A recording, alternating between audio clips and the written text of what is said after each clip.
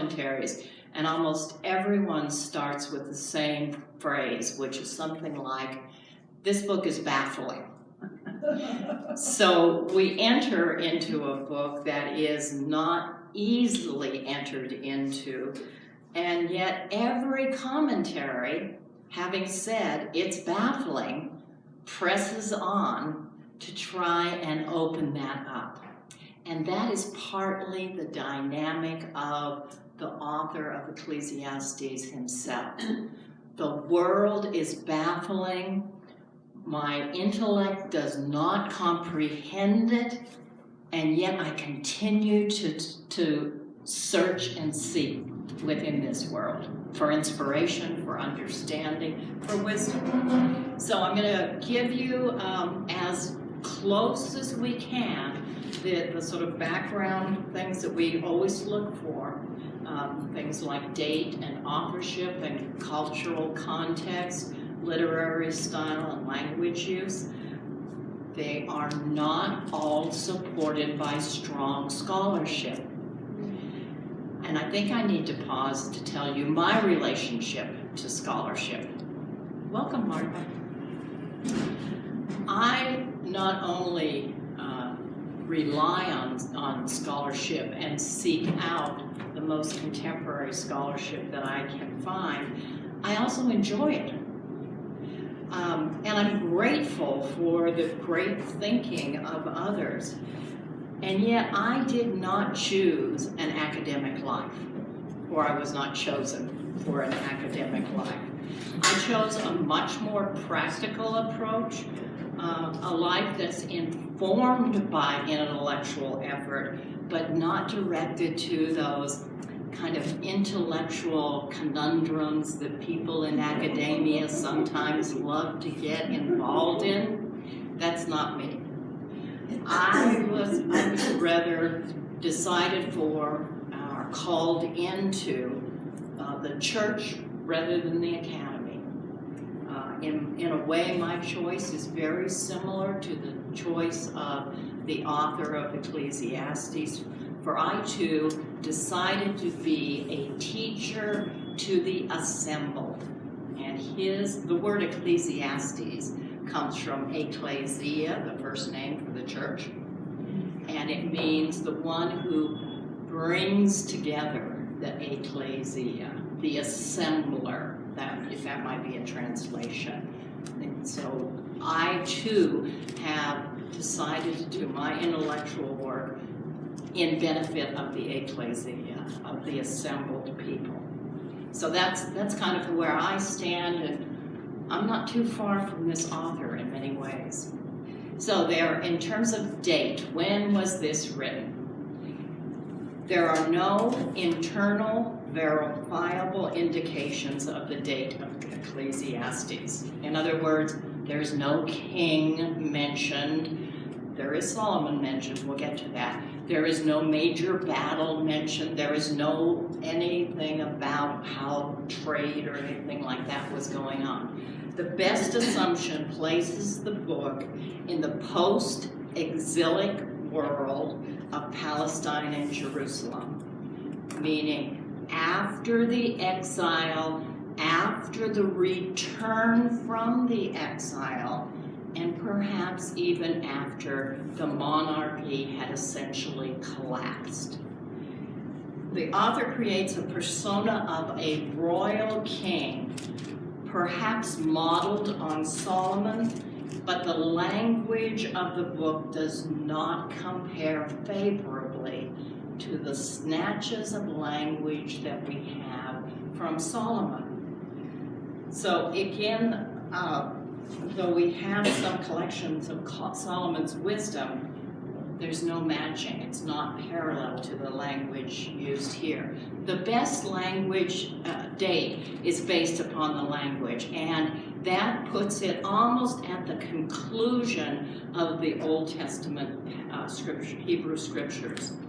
Daniel, written in 164 BCE, with plenty of ways to authenticate that date. And Daniel language is Middle Aramean, and It includes lots of Hellenistic Greek. You can find that flavor in Daniel. In fact, some of Daniel is written in Aramaic. But this has none of that. It has very modest influence of Hellenistic Greek. So the usual dating, the most common dating, is to move back from Daniel to about 250 BCE, before the Common Era. So we cannot substantiate that date, but that's the best in terms of scholarly research. The author is identified as Kol Haleth, and that's a Hebrew word often translated as the teacher or the preacher. However, it's not preceded by an article. It's just teacher or preacher. And it seems to be a name that is based on a function. And again, I said the title of the book, Ecclesiastes, it has an interesting source too, because it comes from the Septuagint, the Greek translation of the Hebrew scriptures, probably around 300 to 200. And the word Ecclesiastes means the assembler, the one who works with the assembly of the people, and that's where our word for church in the New Testament is also connected. So we know precious little, either from the internal sources of the book and even less from verifiable external sources about this author. We will pick up his character and his interests as we read along, but where he lived, what social class he was a part of, none of this is really disclosed, either externally or internally. Ecclesiastes has always been placed among the wisdom literature of Hebrew scripture. That means it belongs alongside of Proverbs and Job. There are a variety of literary devices employed in the book. We'll come across proverbial sayings, riddles, remember those from Proverbs, brief parables or story-like settings, instructions for living, and pithy pronouncements. And yet the audience, whoever the assembly is kept off stage while our attention focuses on the assembler.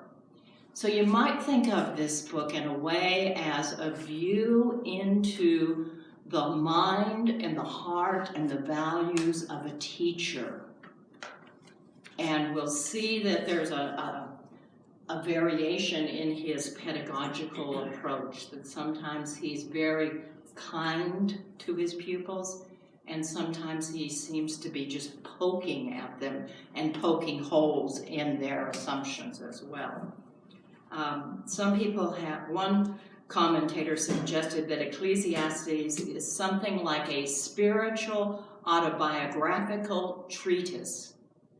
In other words, it's constructed as a treatise, as an exposition of something, but it's based on a kind of a recounting of a person's mode of investigating that.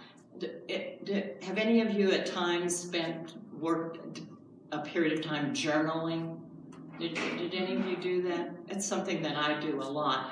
And yeah, so in my journaling, I don't always say what's going on in the world around me.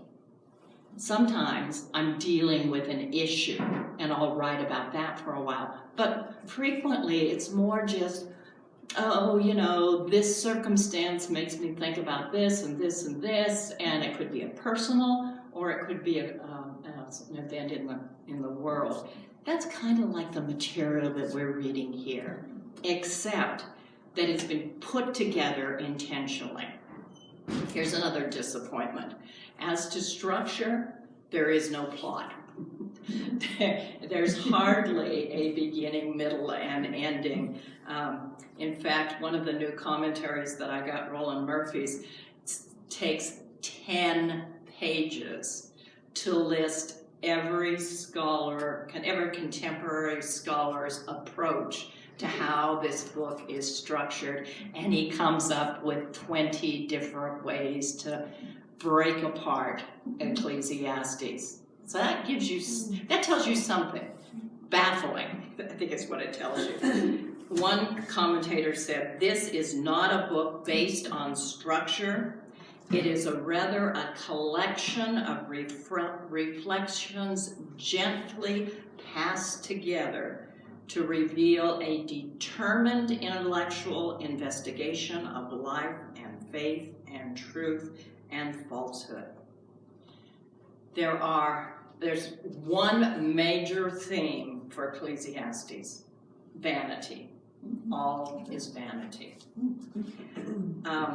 And although the theme is limited, he goes over it in multiple ways. Now, here's a little aside on preachers.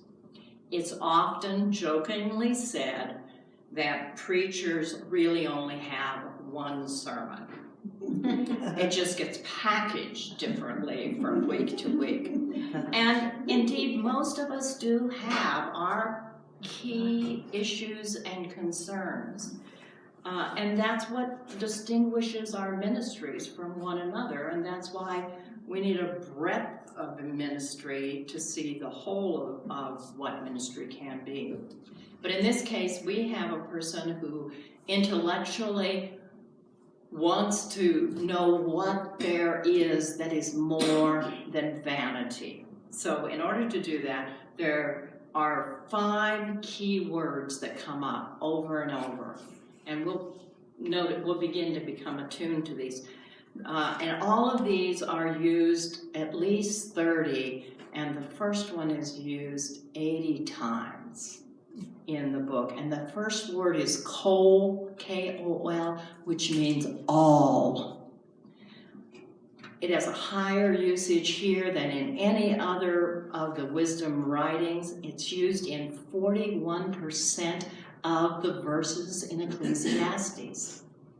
Now, if we become attentive to that, we should hear all as kind of a drumbeat that goes all the way through it. This is our first encounter with a really universal perspective. It's not merely all of Israel, but all of human experience, indeed, all of the living world that he's considering. This author attempts to arrive at understanding that will encompass everything in every time. So that's a huge task. The second word is Abel. It is used 69 times in Hebrew scripture, 5 times as the name Abel, and yet the translation is hazy at best. It can be translated as vapor, as breath, as empty, as nothingness, as a shadow, as futile, as ephemeral, and even as falsehood. But as the case with an original thinker, and we're dealing with a very original thinker here, the author uses this word to carry a meaning that there's no other Hebrew word for, and that we would probably best, the closest meaning English word would be absurd. Absurd in the sense of being confounding or incomprehensible. So here's a person who wants to know all and has a sense that even knowledge cannot comprehend all. The third word is amal, and it means toil. Now, for us, when we hear toil, we think about physical labor. But Ecclesiastes really talks of toil as more the troubles and the efforts of life, the things that make life difficult. So when we hear toil, maybe it's not the diligent work that we do, but maybe it's more the interruptions of illnesses and diseases and economic collapses and things like that. For Ecclesiastes, all of life has a toilsome aspect. And if we think about it, that's true, right? No one gets through life without an unhappy confrontation at some point. Ecclesiastes, in that sense, is based on Genesis 3, where on the other side of the garden, life is different and difficult and toilsome and wearisome. Then there's Hokmah, wisdom. But unlike the other wisdom writers, Ecclesiastes does not identify wisdom with, quote, the fear of the Lord. That's what we heard throughout Proverbs. Understand, the beginning of understanding is the fear of the Lord. Instead of in Ecclesiastes, wisdom is almost like a moral value. It leads to the understanding of our life, which is its most precious pursuit. But regardless of the circumstances, wisdom has value only as it has been received from God and leads to God. And the final word, which is rarely used, it's only used 10 times in all of the Hebrew scripture, and 6 of them occur in Ecclesiastes, is the word fate, F-A-T-E. And it is used in Ecclesiastes to describe the outcome of life. It's not random, it's not mere chance, nor is it contingent upon human behavior. Rather, fate overtakes us as something decreed by God, and for the most part, and this is not the easy part of Ecclesiastes, for the most part, fate means death. Now, having heard those key words, you're ready for, so what's the theological perspective of this book? And here's the most shocking thing I will say today. Ecclesiastes is not a book about God. It is a book about ideas.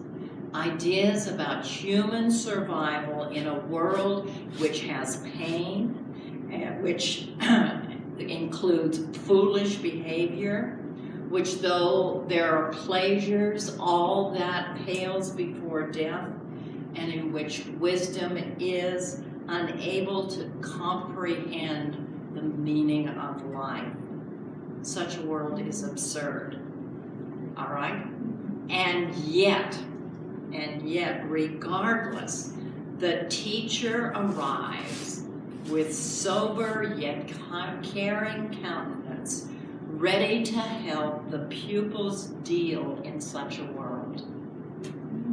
Having arrived at an intellectual stance that God, meaning, value, is beyond our comprehension, the teacher decides to teach. Do you see the mystery in that? And the hope and the possibility? So the teacher presents a world that appears to be determined, but it is not fatalistic. Human beings are still perfectly free to act responsibly, and the teacher offers a path for human happiness in a world which God is utterly sovereign and people are truly free. And this is our test. Can we do it both ways? That's what we have to learn from Ecclesiastes. Can we, as the teacher's pupil, make our own decision to walk humbly, sensitively, harmoniously with our God, no matter what? Okay, let's have some feedback. Okay, I'm going to read 1 through 11, pausing to comment after 1 and 2, and then again after 11. So I'll read the whole thing and then I'll say a few words. The words of the teacher, and again there's no article, so it could be the words of Kohath, I can't say his name, the son of David, the king in Jerusalem. So if you were the son of David and you were king in Jerusalem, who would you be? Solomon, exactly. This is not something that Solomon would say. Vanity of vanities, says the teachers. Vanity of vanities, all is vanity. This is the summary of his thesis that he will now explore for the next several chapters. Then it begins with kind of an opening, a poetic description of vanities of vanities. So from 3 to 11. What do people gain from all the toil at which they toil under the sun? A generation goes and a generation comes, but the earth remains forever. The sun rises, the sun goes down, and hurries to the place where it rises. The wind blows to the south, and it goes around to the north. Round and round goes the wind, and on its circuit the wind returns. All streams run to the sea, but the sea is not full. To the place where the streams flow, there they continue to flow. All things are wearisome, more than one can express. The eye is not satisfied with seeing, or the ear filled with hearing. What has been is what will be. What has been done is what will be done. There is nothing new under the sun. Is there a thing of which it is said, see, this is new? It has already been in the ages before us. The people of long ago are not remembered, nor will there be any remembrance of people yet to come by those who come after them. He begins with an observation of the natural world, describing the cycles that we can observe in nature. The 4 elements of ancient cosmology are present. There's the earth, sun or fire, wind or air, and water. And the passage concludes with an assertion that even remembrance will fail. It's to remember, for us to remember at this point, the only form of immortality for which an ancient Israelite could hope was to be remembered. What is being faced at this point, in the light of the fact of my death, what does anything matter?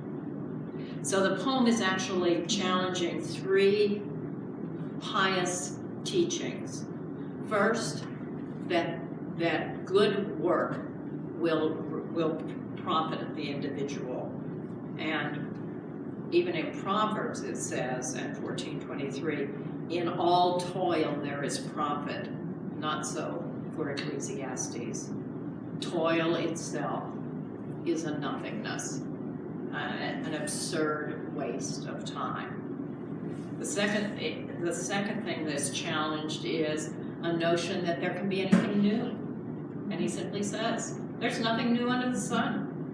And you're kind of faced with this continuous loop that whatever has happened in the past will happen again. And we see that all the time. We see politically we shift and become conservative and give us a few decades and we're over here being more progressive.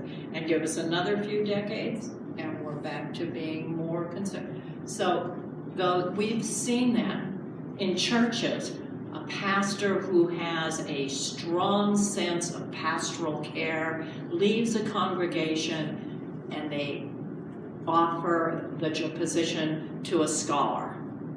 And when the scholar leaves, they offer the position to somebody who's strong in pastoral care again. You know, these kind of variations, we can look at life and see there is a kind of, you know, the dialectic that we can count on in some ways, but it Ecclesiastes says no. It's really all the same. And the last one is remembrance is not going to get you anywhere. You will be forgotten, and you shouldn't have an illusion about that. So it's very sad. And it's a little bit based on Genesis 11, you know, where the people decide to build a tower, the Tower of Babel, so that they'll be remembered forever, and they can't even get it finished. Okay.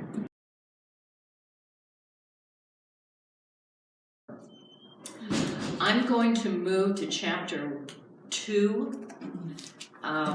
And I'll just say that in chapter 1, 12 through 18, the teacher sets out his goal. And his goal is, as a royal person with everything at his disposal, he will conduct an experiment in order to see what is worthy and valuable. And he has all the resources to do this. So now in chapter 2, we get the description of this experiment. I will read 1 through 11 and give you a little background. Then I'm going to just press on reading and giving you background, okay? So 1 to 11.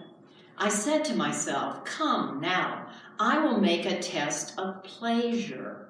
Enjoy yourself. But again, this was vanity. I said of laughter. It is mad and a plea, it is mad and of pleasure. What is its use? I searched with my mind how to cheer my body with wine. My mind still guiding me with wisdom.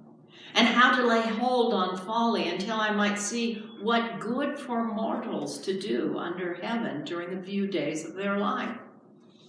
I made great works. I built houses, planted vineyards for myself. I made myself gardens and parks. I planted in them all kinds of fruit trees. I made myself pools from which to water the forest of growing trees. I bought male and female slaves and had slaves who were born in my own house. I also had great possessions of herds and flocks, more than any who had been before me in Jerusalem. I also gathered for myself silver and gold and the treasures of the kings and providence. I got singers, both men and women, and the delights of the flesh and many concubines. And so I became great and surpassed all who were before me in Jerusalem. And also my wisdom remained with me. And whatever my eyes desired, I did not keep from them. I kept my heart from no pleasure, for my heart found pleasure in all my toil, and this was the reward for my toil. And then I considered all that my hands had done, and the toil that I had spent in doing it.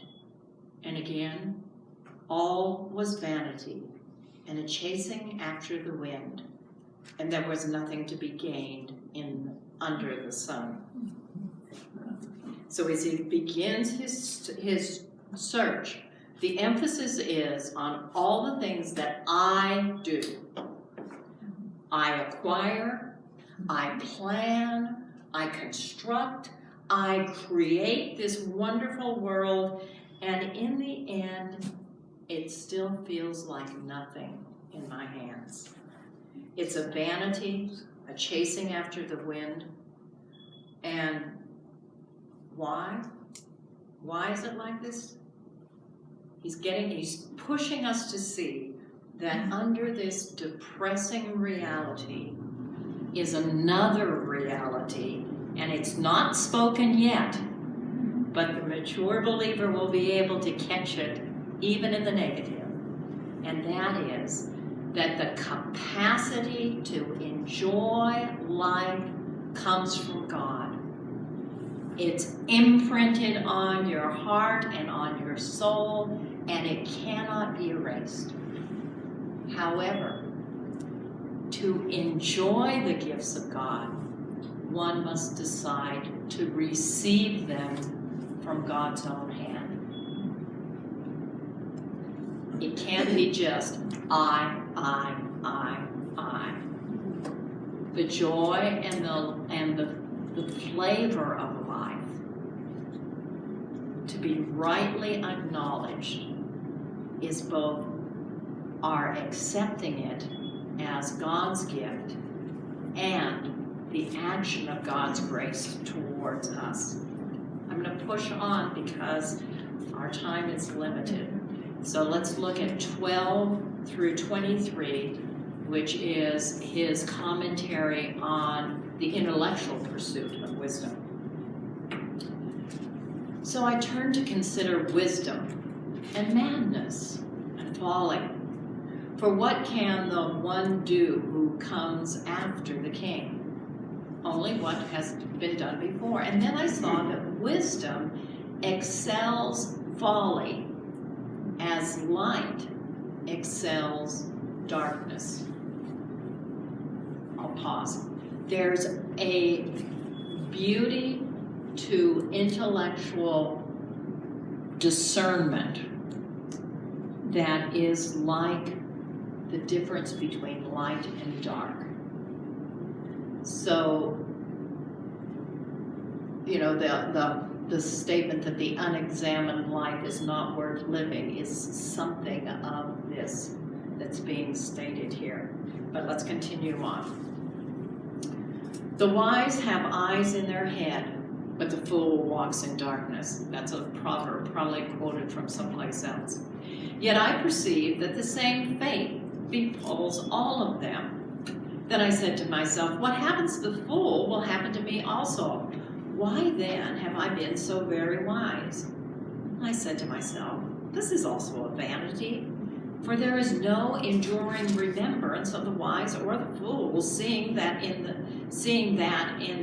the days to come, all will be long forgotten.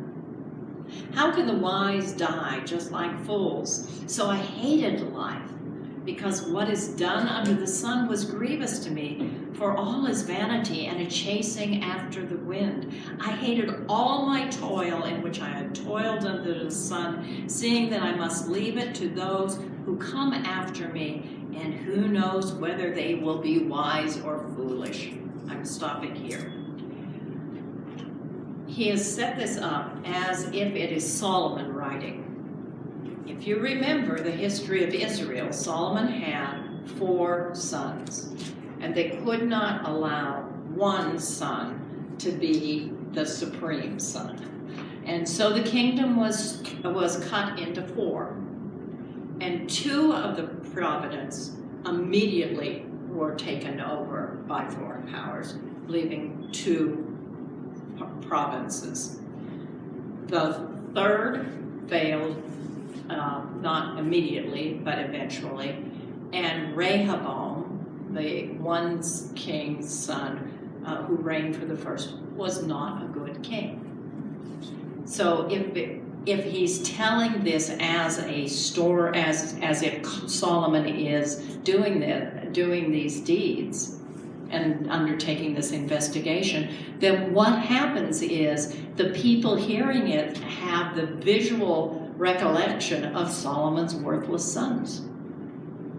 And they can see, oh, yes, that's true. He raised up a nation. He did all these wonderful things and was a wise and great man. And almost immediately afterwards, the monarchy begins to deteriorate. There's almost a moment of happiness here at the end. So let me just do 24 through the conclusion. 24 through 26.